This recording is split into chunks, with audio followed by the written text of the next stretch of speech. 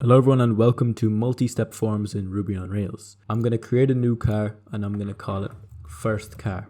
Then I'll click next and as you can see it's a multi-step form. And I'll click the make and I'll say Hyundai. And depending on the make that I enter here, we're going to be able to enter different colors based on the third step. So I'll click next and as you can see now we've got red and green. But if I go back and I enter Ferrari and then I click next, now we've got blue and orange. So this is actually dependent on the second step. And then if I click create, we're obviously creating the car. I can edit it, and as you can see, it edits it like this. So the first thing I'm going to do is just stop the server and create a new project. So I'm going to go cd out of this directory and then do Rails new, and we're going to call it turbo form YouTube, and then hit enter. Now that the project is being created, I'm going to cd into it. So cd turbo form YouTube. And then what we're going to do is we're going to run a new command and we're going to say Rails G scaffold. We're going to call it car. Then the car is going to have a title, which is going to be a string. And then we're also going to have a make, which is string. And then we're also going to have a color, which is string as well. So with that, we're going to hit enter and that's going to create that scaffold. And then what we're going to do is just run Rails db migrate. Then we're going to run code dot to open it up in Visual Studio Code. And then finally we'll run Rails S to see what our application is looking like. If everything goes well, we should just be getting the Rails home screen. This is from the previous application, don't worry. So I go to the root of the application and I failed to connect. That's because my server is still starting. And as you can see, now I should actually be just getting the home page of Rails. And yeah, as you can see, Rails version 7.1.3.3, Ruby version 3.1.2. Okay, so that's pretty cool. Now the next thing that we're going to do is just route to cars. So let me open up Visual Studio Code and go to routes.rb. You'll find this in config and then routes.rb here, or you can just do Control P and search for routes.rb. And so I'll just do route and we're just going to say cars hashtag index. Now when we go to our browser, we're actually going to see the cars page and it's going to be the index action.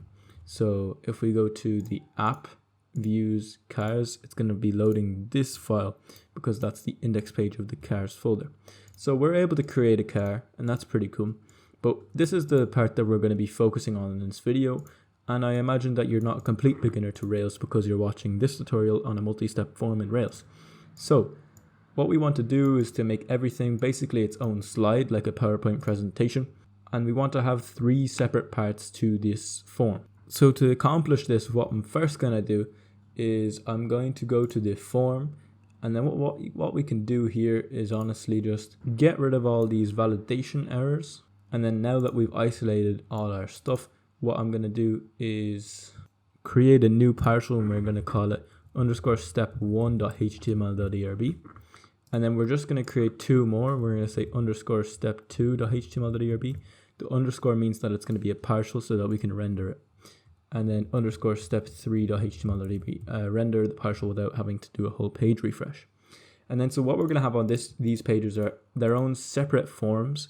And so the information that we enter on step 1 from the form is going to go to the form on step 2. And that's going to be auto-filled. And if you don't get what I mean, don't worry about it. So I'm just going to go to the project that I've already created because that's going to help me just copy and paste the code. So I'll go to the cars and to the form. And this is really what we care about. So as you can see, it's pretty much the same, only that we're specifying a URL and the method and also the step. So let's go ahead and do that and add that to our part in the other form or in the actual fresh project. So instead of model car, we're also going to add all this other stuff. So we're adding URL, next step cars path, step 1, method post, local false. And then we're also going to add a turbo frame tag. So we go turbo underscore frame tag, and we're going to call it step 1. Then what we're going to do is say do, and then we'll wrap it around this. And that's pretty good. So this code right here, first of all, what we're just going to do is copy and paste it to this step 2 for now. We're going to take this submit and we're going to copy it back to the form and I'm going to put it inside. when we look at our form, it should be looking pretty different. I'm actually getting, yeah, what we actually need to do is wrap this parentheses around the whole thing like that. So if I save that and refresh, we should be good to go. And now we're getting the error that I thought we'd be getting. So we first need to actually define this root. So let's go ahead and do that. So I'm going to go to roots.rb. And what I'm going to do is I'm going to say underneath resources cars, what we're going to do is say do, and then end, and then we're going to say collection do, and then end, and then inside of here what we're going to do is say post, and we're going to call it next step, right? And so with all that done, we should not be getting this error anymore. Okay, so that's pretty cool. Now we have this, and I'm just going to change that text in the submit button to next step. So let's go to the form and let's say next step. Okay, so that's pretty cool. Now what I want to do is go to step 1 and pretty much add the same thing, but let me just check. Yeah, so we're literally just going to copy the exact same thing from form to step 1, and we'll get into why later on in the video, because this is going to be a pretty long one by my standards. And so now that we've got that, let's go to step 2 and let's see what we can make happen here. So I'm switching between the done project and the new project, and pretty much what we want to happen here is quite similar to step 1, right? So I'll just copy in everything from step 1 and put it into step 2, and then we'll just edit and add things from there. So first of all, because it's step 2, we're going to change this to step 2, and then also I'm going to copy this back button inside, and we're going to put it down here on outside of the form. And then also what we're going to do is we're going to copy in the make, because that's the actual important part, and we're going to put it in there. And so that looks better, but we also need to do something like we can get rid of this label here, and we can say like value is equal to car.title, I believe. And then we're also going to have to do style is equal to display none.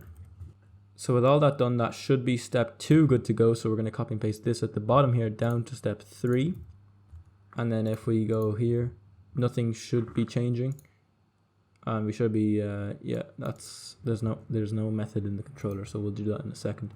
And so now let's just get step 3 ready. And so honestly, I'm just going to copy and paste this in and like that. So it's pretty much just the same thing, but actually we're not going to the same URL. We're going to a different URL because this is the last step and we want to actually go to the create method. So that's why we're going to a different URL.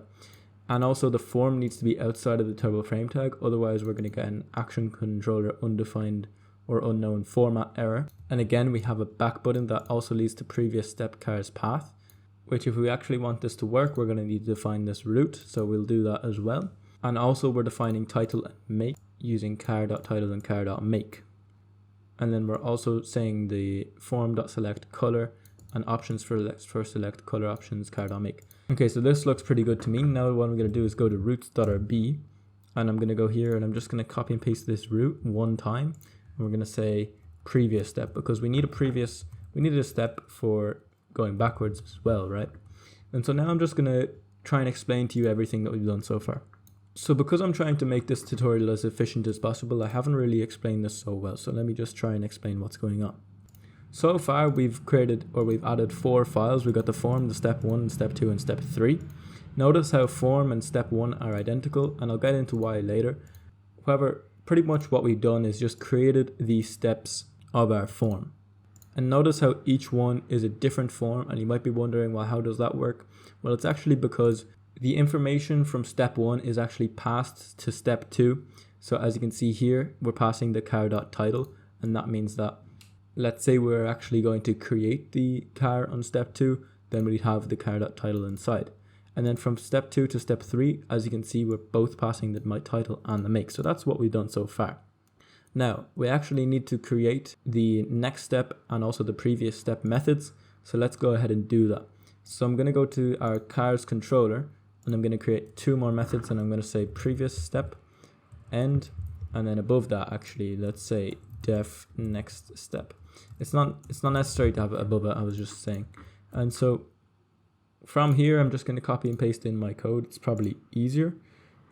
And so let me copy and paste this in and I'll explain it all as best I can. So for right now, I'm just going to get rid of this part. It's not necessary. Okay, so first of all, we're setting the @char is equal to char.new char params. That's so that we're actually able to process the form inside of the view. Then we're getting the params step because, as you can remember, inside of the form we're passing step. So that's why we're just setting it as this step variable and we're getting it params step to integer. Then what we're doing is we're saying if char.title.present. Now this is just a validation that I added. We don't actually need to do this. We'll get rid of it for now as well, just to make this even simpler. So I can just get rid of that. Just trying to make this as simple as it can be. So we've got the char so that the form works, and we've got the step variable. And now what we're doing is we're saying respond to do format.turbostream, render turbostream.replace step, render to string partial, locals char. So basically what we're doing here is we're replacing this step, which is a turboframe tag. As you can remember, the step variable is passed. And in this case, it's going to be 1, because we're going to be passing 1 here. And so it's going to be 1 here. So we're going to be replacing the turboframe tag 1 with the turboframe tag 2, right? Because we're saying step plus 1. So it's going to find the partial with step 2 as the name and replace turboframe tag 1 with partial called step 2. And then we're also passing in the @char variable so the form can process. So let's save that file and then go back to our application and just see what happens. And as you can see, we're actually already getting some sort of multiform working, but the 2 to 3 doesn't actually work. And so what we should do is we should actually just go to step 2, the partial, and put the form inside of the turboframe tag, and then we should try again. So let me just go back and then go step, next step. And then now when I try and go next step, I'm getting a different error, but that's a good error that we're getting because it's saying undefined method color options, because in step 3 we're trying to access options for select color options char.make, which I'll do in a second. This is actually just completely optional. For now, what we could do is just get rid of it, just so I can show you the functionality, the core functionality, and then we'll add that after. So if I refresh and then go and try again, next step, and then we go Hyundai, next step. Now we're getting a different error. That's because we're saying form.select color, and you can't just select a string because that doesn't make any sense. So we have to say text field, and then we'll try again. So I'll go new car, title, hello, next step, make, Hyundai, next step. And then now this isn't actually working. So why is this not working? Well, first of all, let's go to step and let's see what's happening. And the reason seems to be because we're actually saying turboframe tag step 1, which means that in the controller we're trying to replace step 2, which isn't actually showing because there is no turboframe tag of step 2, so that's why we're getting this error. So if I actually try this, then it should actually work. And then, so make sure to change the turboframe tag to step 2. Then now we should be able to go and see all of our stuff. All right, cool.